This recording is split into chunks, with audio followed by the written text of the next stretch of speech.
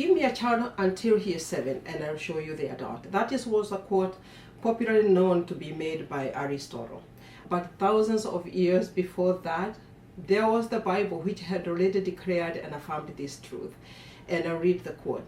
Train up a child in the way they should go, and when they are old, they will not depart from it. As another childhood educator, trainer, and coach, understand why the first 7 years are the most important and why we should be so determined to make sure that the identity, the values, and the future that we hope for our children, we are doing it right and we are laying the foundation, and what we can do today can guide them to do well tomorrow, even if we had made mistakes in the past, which personally I have as a parent, as an educator. And the more we learn, the more we realize we are our children's first teacher, and whatever it is that we teach, the values, the perspectives, is what it is that they are learning. So the question is, why is the first 7 years so important? Because everybody talks about how important, but why do we say that? What is that tangible evidence that it is so important? And this is what I want us to talk today. So join me. So if you're new, welcome. Consider to subscribe. If you're returning back, thank you for coming back. And let's get started. So why is the formative years so important, and why are they anyway called the formative years? From birth to 7, children's brains are just absorbing. They are not judging anything. Whatever it is that they're getting, they just take it. They don't question it, they don't judge it, they just absorb. They're absorbing how you handle stress, the perspectives you have, the values that you give. They're looking at how you handle others, how you handle the mistakes, how you treat others, how you speak, and how you express yourself into the world. They are taking it in, everything. Consider it like this. It is like little wet cement. So when you step on it, if you let it dry, it dries forever. It hardens later, literally. So whatever you're doing to the child is exactly what it is that they're getting, and they continue with it as it is the truth. So every hug, every kind of thing you have done, every response to the mistakes that you have done and the mistakes that they're doing, it becomes of their inner voice. Peggy O'Mara, who is a parenting advocate and a publisher, mentioned, and I quote, "The way you talk to a child becomes their inner voice." I know you as a parent, you have inner voices of your parents. And I know deep inside you hear them say something that makes you almost stop at the track. Why? It is because you got the impression of that statement or that impression when you are young. And now it has hardened, it has become one of your values that you look up to.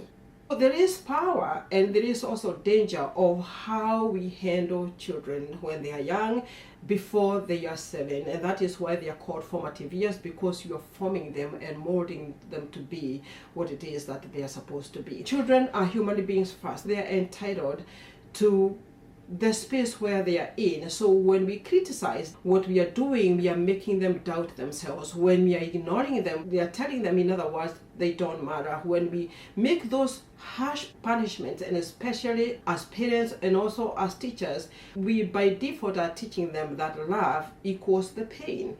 And that is hard. It was very hard for me to learn some of these things. And these are things I wish I knew when I was raising mine. And I'll share how I have been dealing with this with my adult children. And of course, this information I got them when they were younger, but they were not younger. At least they were before 7 years, but still.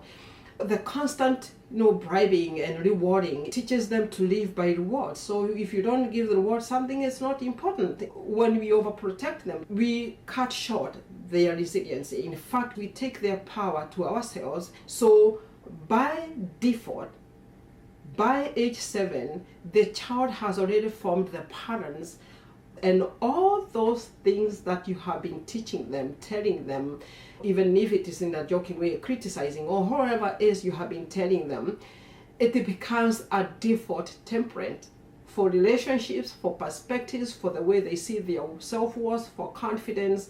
And it takes a while to unlearn that when you realize, or when they realize, that this was not true.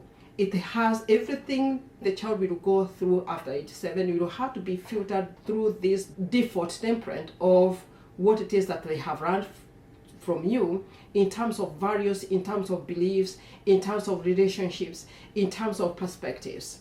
So I know many people who have asked me, is like, they're just young, they're just little, and I say yes. And because that is the age of absorbing everything, when they hit age 7, things started changing and the brain started absorbing things in a different way. Children start deciding on what voices to follow, and that is why it is so important to build trust, to connect with your child, and especially as far as the world perspective is concerned, the way you treat people. Talk about the peer pressure, talk about the media influences, talk about the online voices, talk about the unhealthy role models, talk about when they go to school, and especially when they are beginning school at age 8. It is so important that they have learned this. That is why it is critically important that we know what it is that we are feeding children. Yes, even babies, they're not just babies sitting there just to be fed and to be nursed. They're absorbing everything. They have the capacity to know what it is that is going on. Just like I mentioned, once they internalize that, it is way much harder to unlearn. So it is critical that we be able to help our children be able to get the information that is necessary. I know you are asking, then what exactly does this mean? How can we be able to help children be able to have those good values, be able to know how we react, how we do things? How do we go building the children so that they have the values that we want, and we work so hard so that they can have them, so that when they grow up, they will continue with them? One of the things is to be present. Present meaning not your body being present. I learned some times back that children don't need perfect parents, neither do they need perfect teachers.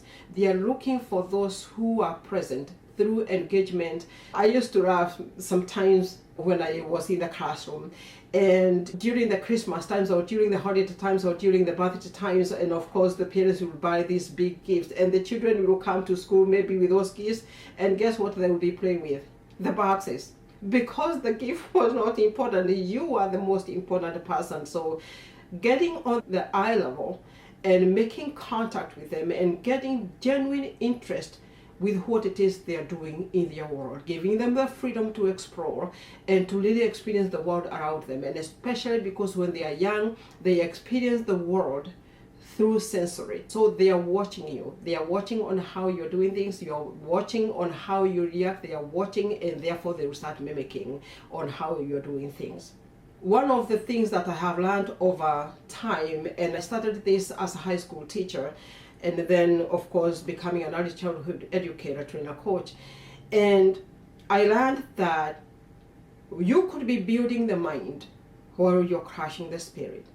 And it is so important to speak life to a child, whether you are an educator, whether you are a teacher, whoever you let your child interact with. It is so important that they speak life, escaping the danger of building really that mind and crushing the spirit.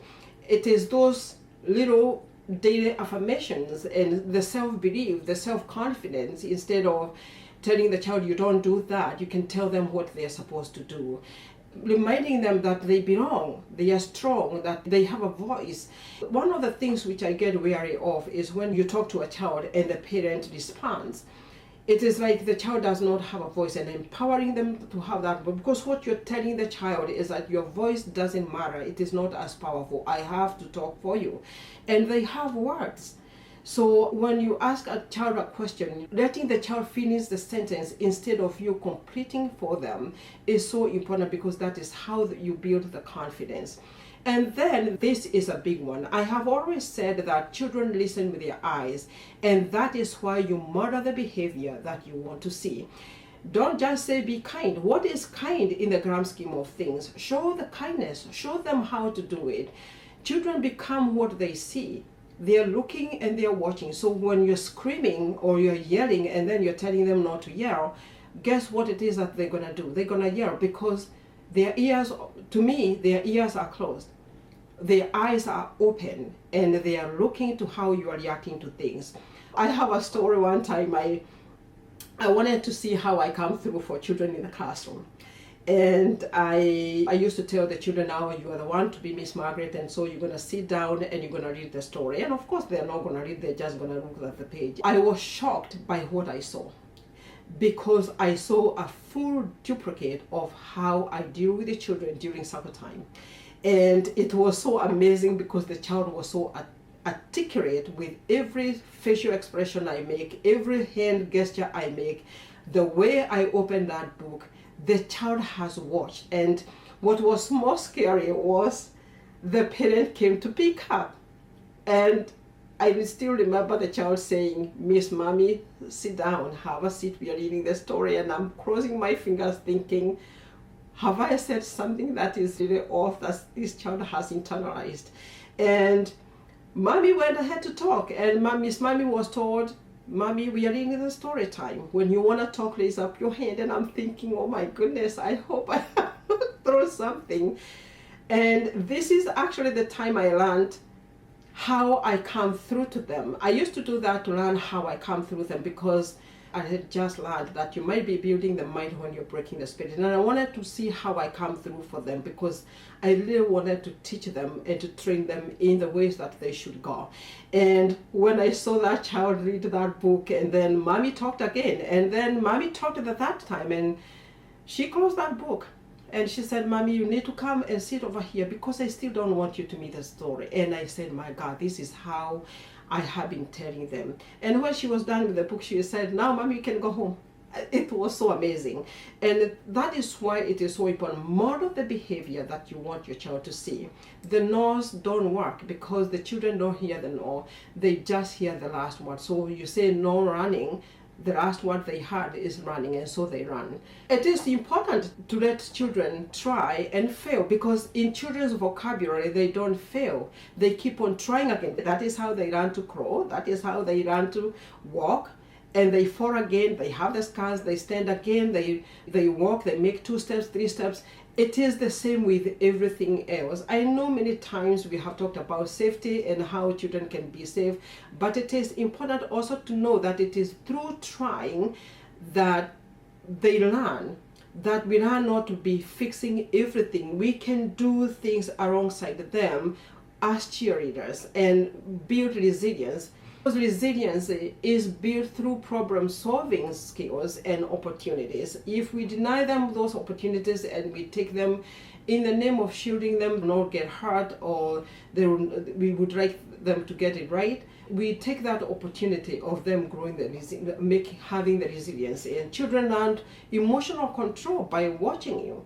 They really are looking to self-regulate the way you do. It is good to create those routines, the rituals, which the children can be able to predict the day and predict the time, so that when maybe during the transitions when they're again at home, they will know what to expect. It makes it way much easier. You help only the process so that they can be people who are initiating. In fact, they become more helpers when you include them in those ritual creating moments. And this creates security. It also creates a belonging. That is why the child will say, I belong here, or I belong there, or this friend did not like me, or that friend did not like me, and all those things. It is good to empower children so that at least we can train them. You are asking then, how do I teach values? How do I go about teaching values? Of course, story time. Sharing what it is that your experiences are about.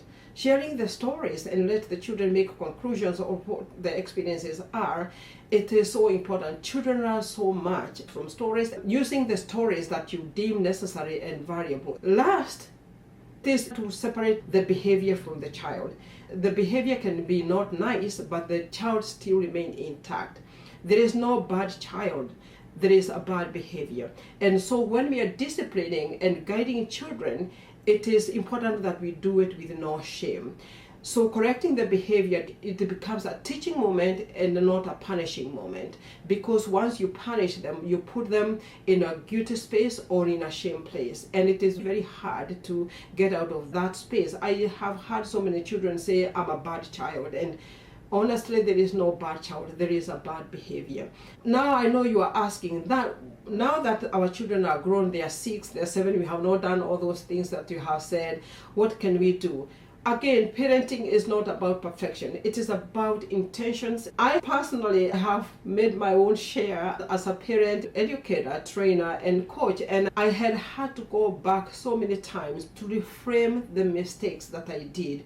with my own children, I have gone back, and in my own opinion, I believe it is not too late to go and reframe the space, reframe things. I have reframed with the children, and I'm glad I have been able to train the children that they can come and tell me that was not nice, Miss Margaret. I have a child who told me when I actually raised the voice and said, that was not nice, you raised the voice to me.